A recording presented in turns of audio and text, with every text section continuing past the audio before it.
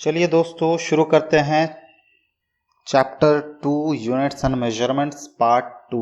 हम लोगों ने पैरालैक्स के बारे में पहले पढ़ा था that it is the apparent shift in the position of an object when we shift our eye sideways. अब उसके एप्लीकेशंस को पढ़ेंगे।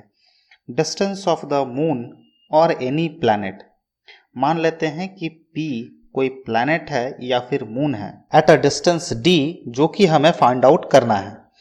S एक डिस्टेंट स्टार है और A और B दो ऑब्जर्वेटरी पॉइंट्स है अर्थ पे।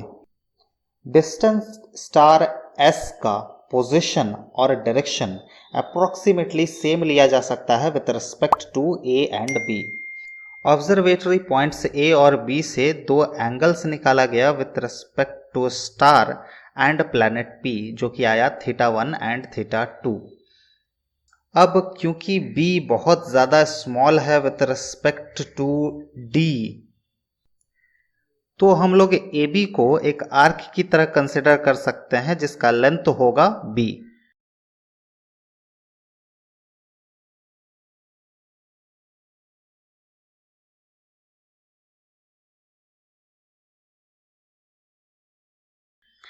Now theta is equal to arc divided by radius. Arc क्या हुआ हमारा AB या फिर जिसका डिस्टेंस है B डिवाइडेड बाई रेडियस कितना हो गया D। Therefore theta is equal to B by D या फिर D is equal to B divided by theta.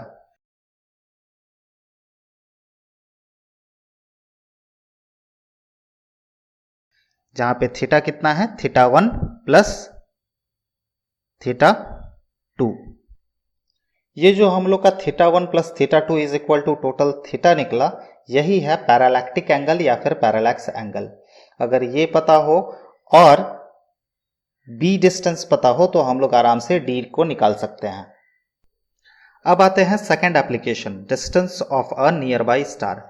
Consider करते हैं कि N कोई एक नियर बाई स्टार है जिसका डिस्टेंस D हमें निकालना है। F कोई एक फार ऑफ स्टार है जिसका डिस्टेंस और पोजीशन अर्थ के ऑर्बिटल मोशन के हर एक पोजीशन के लिए फिक्स्ड है। जब अर्थ पोजीशन A पे होगा तब उसका पैरालैक्स एंगल निकाला गया जो कि आया θ1। 6 महीने बाद जब अर्थ पॉइंट A से पॉइंट B को चला जाएगा उस टाइम पे और एक बार पैरालैक्स एंगल निकाला गया, वो निकला हम लोग का θ2। टोटल पैरालैक्स एंगल जब निकाला गया N का with respect to earth orbital diameter तो वो निकलेगा theta is equal to θ1 plus θ2। Now theta is equal to होता है arc divided by radius. Arc है AB और रेडियस है D।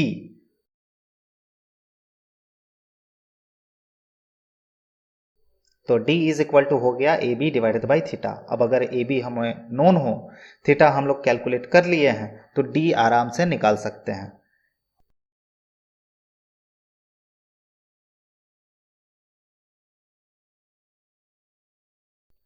थर्ड एप्लीकेशन है diameter of the moon. Let AB is equal to diameter of the moon और planet, जिस भी planet का हमें निकालना है, वो एक ऐसा ऑब्जर्वर है जो कि अर्थ पे है। एक टेलीस्कोप की मदद से ऑब्जर्वर O ने एंगल AOB को मेजर किया जो कि आया थीटा। Now theta is equal to arc divided by radius.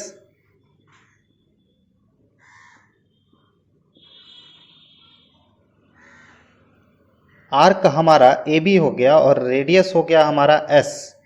AB को हम लोग D लिख सकते हैं और S ज्यों का त्यों रह गया। Therefore D is equal to S into theta.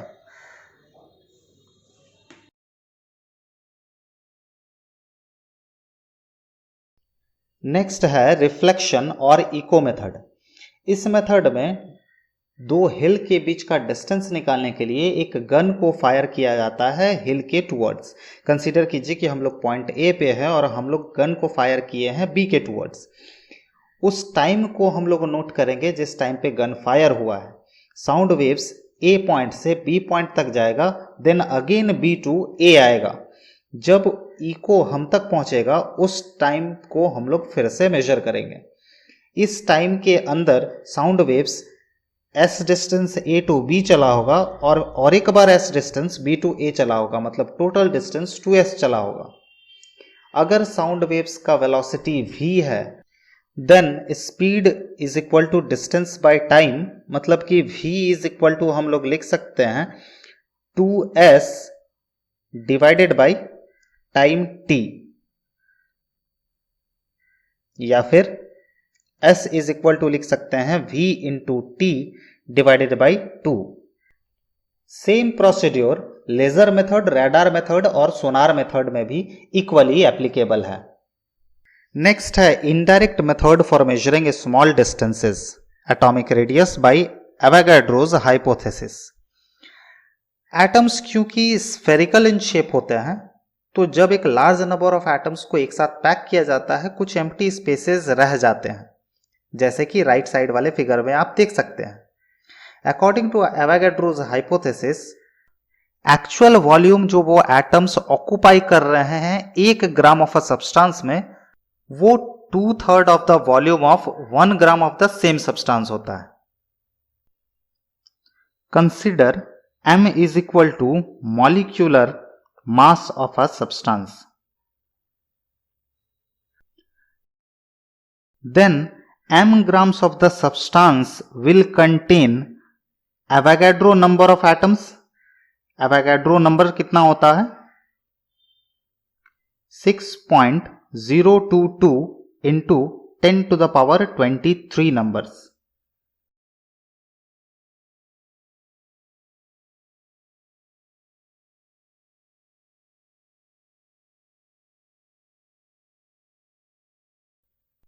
अगर m ग्राम्स में n नंबर ऑफ एटम्स होते हैं तो 1 ग्राम में कितने नंबर ऑफ एटम्स होंगे?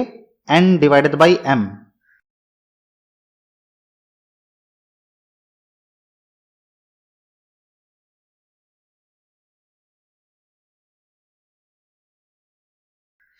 अगर r एक एटम का रेडियस है, then volume of atoms total 1 gram में कितना हो जाएगा? एक एटम का वॉल्यूम हो जाएगा 4/3 pi r cube.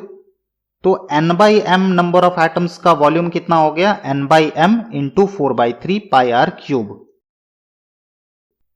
Let v is equal to actual volume occupied by the molecules in 1 gram of the substance, then by Avogadro's hypothesis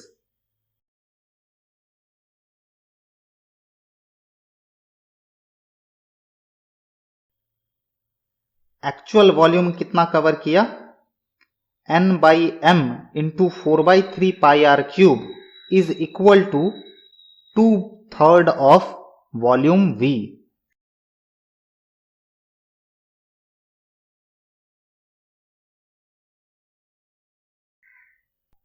If rho is the density of the substance,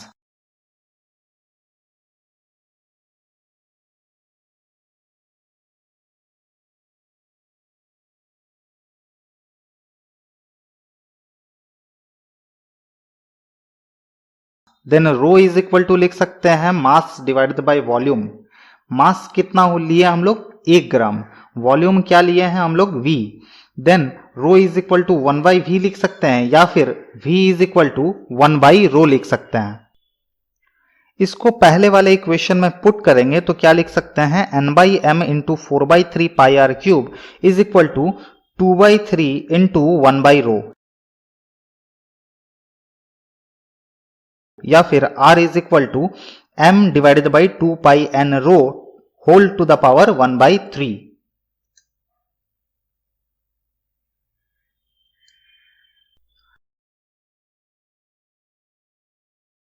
अब आते हैं मास versus wait में। मास जो होता है वो actual quantity of matter होता है किसी भी बॉडी के अंदर। ये एक बेसिक प्रॉपर्टी है जो कि कभी चेंज नहीं होता है with respect to temperature, pressure और लोकेशन। इसका ऐसा यूनिट होता है KG. Weight of a body वो फोर्स होता है जिस फोर्स से अर्थ उस बॉडी को अपनी तरफ खींच रहा है।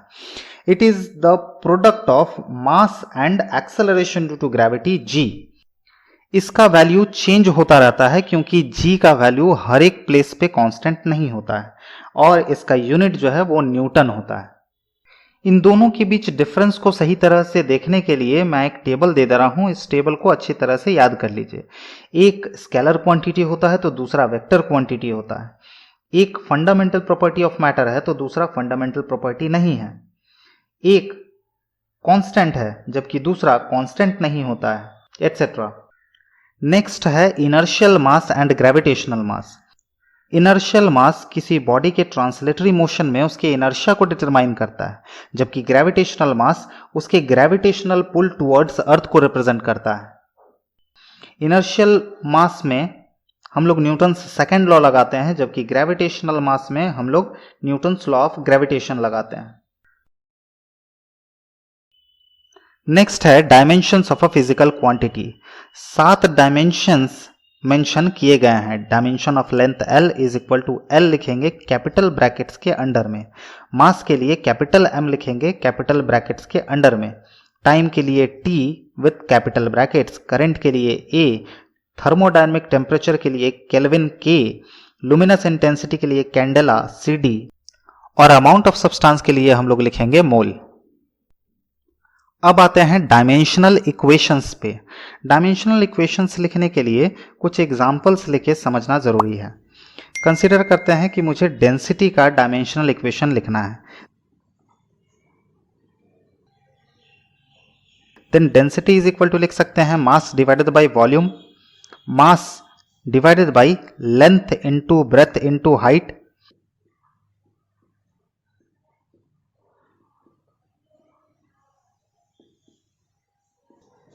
अब मास का डायमेंशन होता है m और लेंथ का डायमेंशन l और ब्रेथ का डायमेंशन l एंड हाइट का डायमेंशन भी l, क्योंकि अल्टीमेटली हम लोग लेंथ ही मेजर कर रहे हैं, चाहे वो ब्रेथ हो चाहे वो हाइट हो। नाउ डेंसिटी को हम लोग बिग ब्रैकेट्स में रखेंगे। इसी तरह से डायमेंशनल इक्वेशंस को लिखते हैं। इसको हम लोग लिख सकते हैं ml to the power -3 and t to the power 0। ये ऑप्शनल है, t टू द पावर 0 दे भी सकते हैं, नहीं भी दे सकते हैं।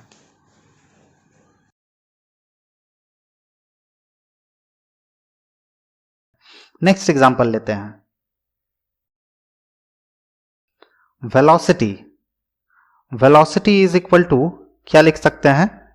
Displacement divided by time.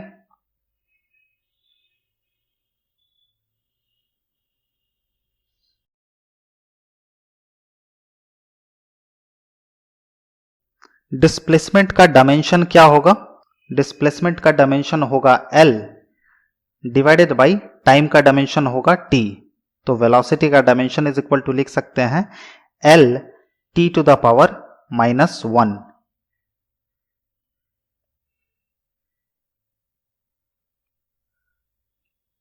Same way में अगर एक्सेलरेशन का डायमेंशन लिखने के लिए कहा जाए, acceleration is equal to velocity divided by time.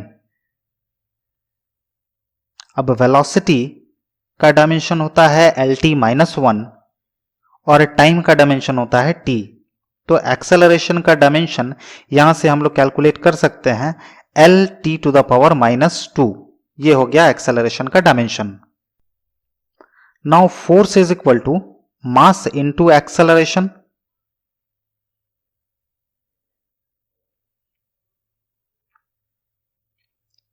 Force का डायमेंशन इज इक्वल टू लिख सकते हैं मास का डायमेंशन हो गया m और एक्सेलरेशन का डायमेंशन हो गया LT टू द पावर -2। तो फोर्स का डायमेंशन यहां से हम लोग निकाल सकते हैं m L T -2। अब निकालते हैं dimensional equation of gravitational constant. पहले इक्वेशन लिखना जरूरी है। न्यूटन्स लॉ ऑफ ग्रेविटेशन क्या कहता है कि F is equal to G into M1 M2 divided by R², जहां पे G क्या है? वो ग्रेविटेशनल कांस्टेंट है। G को अगर इक्वेशन के इस साइड लेके आए तो G इज इक्वल टू लिख सकते हैं F into R² divided by M1 M2। Force का डायमेंशनल इक्वेशन हम लोग पहले ही निकाल चुके हैं MLT -2। रेडियस स्क्वायर का डायमेंशन हो जाएगा L का स्क्वायर डिवाइडेड बाई दो मासेस का प्रोडक्ट हो जाएगा m into M is equal to M square.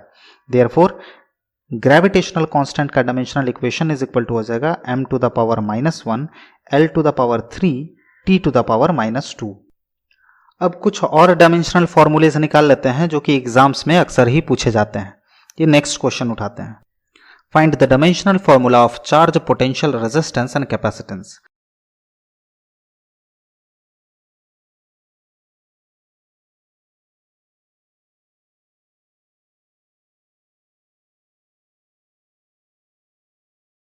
पहला equation charge is equal to क्या लिख सकते हैं, करंट इनटू टाइम। तो चार्ज का dimensional equation is equal to हो जाएगा ए इंटू टी, क्योंकि करंट का डायमेंशनल फॉर्मूला था ए और टाइम का हो गया टी। इसी तरह से पोटेंशियल इज इक्वल टू लिख सकते हैं वर्क डिवाइडेड बाय चार्ज।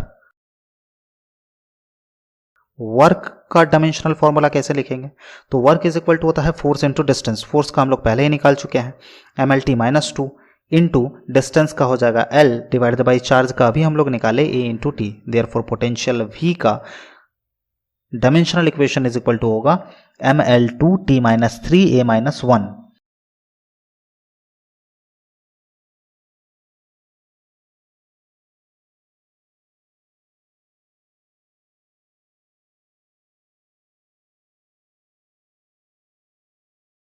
इसी तरह से रेजिस्टेंस इज इक्वल टू होता है potential difference divided by current. Potential difference का अभी हम लोगों ने निकाला है ML2T - 3A - 1।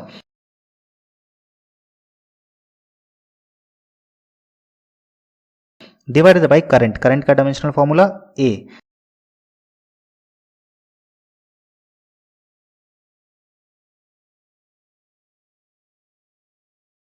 देयरफॉर रेजिस्टेंस का हो गया ML2T - 3A - 2।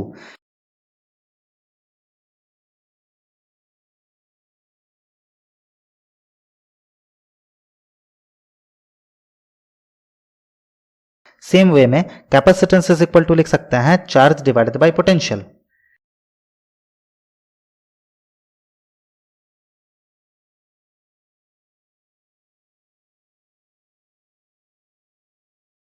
चार्ज का dimensional equation is equal to हो जाएगा A इंटू टी, और पोटेंशियल का ऊपर हम लोग निकाले हैं ML2T - 3A - 1।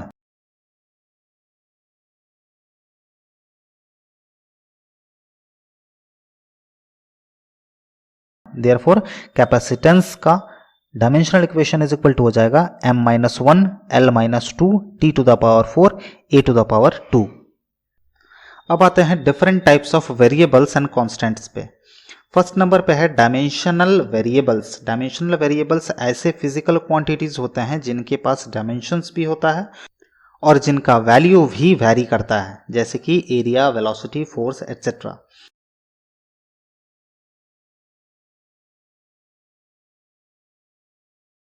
सेकेंड है डायमेंशनलेस वेरिएबल्स।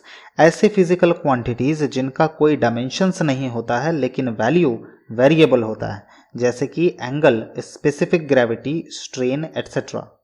तीसरा पॉइंट है डायमेंशनल कांस्टेंट्स।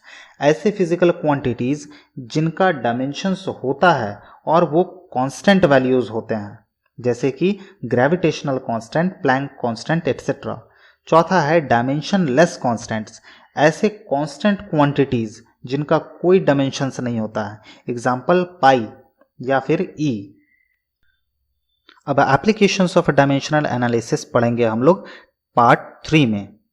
इसके 3 एप्लीकेशंस हैं। Thank you for watching. Meet you in part 3।